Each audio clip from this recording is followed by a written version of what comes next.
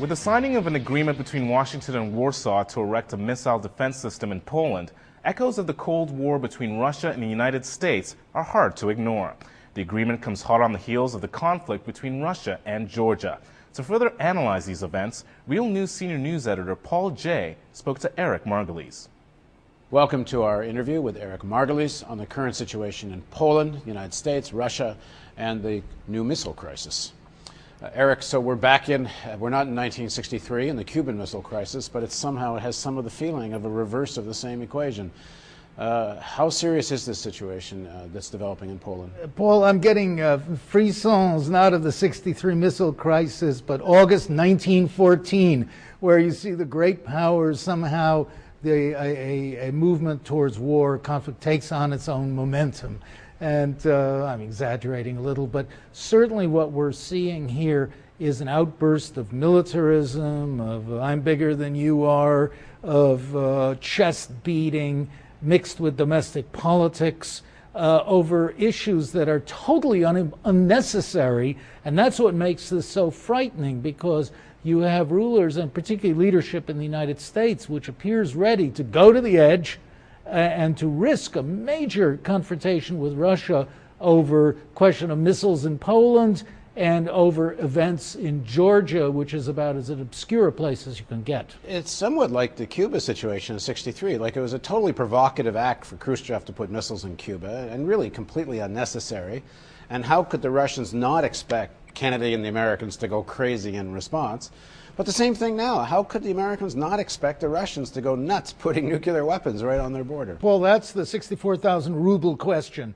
Nobody really understands it. The deputy Soviet Prime Minister Sergei Ivanov, an old KGB man, very tough and smart, described Georgia as an American protectorate, or as an American satellite. That was the word he used. And he should know. And he should know a thing or two about satellites. Is. Yeah, he knows a satellite when he sees one.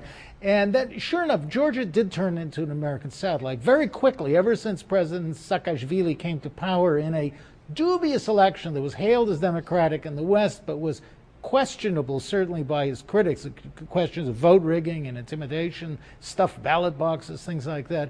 Anyway, Saakashvili came in, and he was probably groomed in the States by U.S. intelligence when he was a student. He opened all the doors to the U.S., quickly turned Georgia into a U.S. colony. Americans poured in, American military advisors, civilian advisors. On their heels came the Israelis. Israeli military men, Mossad men. The Israelis were selling millions of dollars worth of arms and military equipment to Georgia, and so on and so forth. Now, when Saakashvili planned the attack on the secessionist province of South Ossetia, and they've been sparring and feuding there since 1992. This was nothing new, but the massing of Georgian troops to attack had to be seen by American satellites. It had to be known to the Russians, who have very good intelligence in the area, and it had to have been approved by Washington. It's inconceivable that it could not have been. So the Russians essentially call an American bluff in Georgia.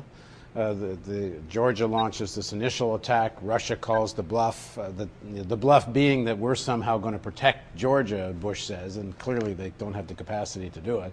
So does that mean then, so now they quickly finalize the deal with Poland to in theory show, well, we can't be pushed around by the Russians, except it's an even more provocative act. Well, that's exactly what happened. The U.S. had been negotiating for months and months with Poland, and the Poles kept asking for more and more exorbitant payments, money, anti-aircraft systems, unto the point where Washington said, to hell with you, we're not going to pay this. This is highway robbery.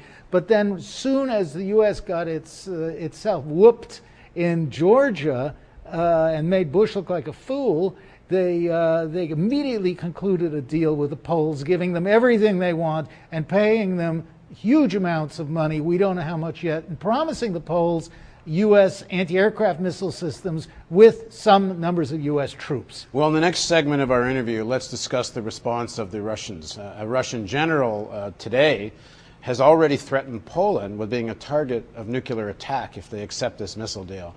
Please join us for the next segment of our interview with Eric Margolis.